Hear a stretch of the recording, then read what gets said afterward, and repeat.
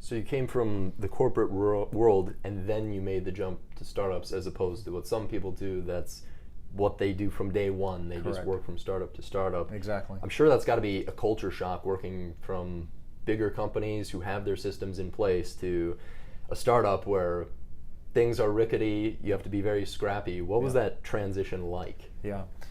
I talk about this quite a bit to seasoned corporate executives that have spent all their time in large corporations and suddenly want to join a startup, suddenly want to run a startup, suddenly want to be an advisor to a startup. I talk about that shock and how dramatically different it is. I even talk about how they could accidentally do damage to the startup, even though they were super successful for 25 years.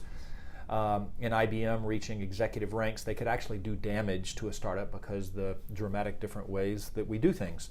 In my particular case, it was more gradual. IBM was $70 billion.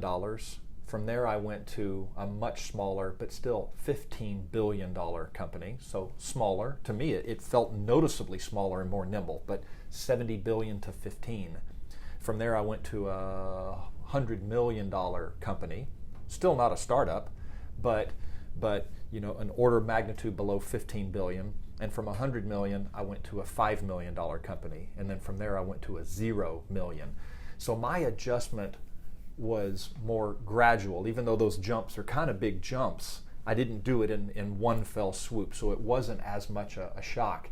The other thing I realized is as I went to a step smaller, one of the advantages I had was I knew how it looked and felt and operated at the bigger levels.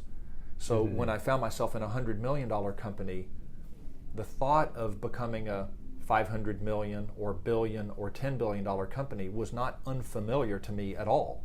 Right. And so that, I think, was a little bit of a superpower that I had, which was I could help that smaller company navigate a path to the next handful of clip levels because I had been there and I had experienced it before. That makes a lot of sense. And just from what I've seen in the things that I've done and some of the other founders I've spoken with, one of the biggest challenges is you don't know what you don't know. That's right. So you don't have that muscle memory of being in a big company, of seeing how all the pieces operate. You just see the abyss in front of you, which is why I think having advisors is so crucial.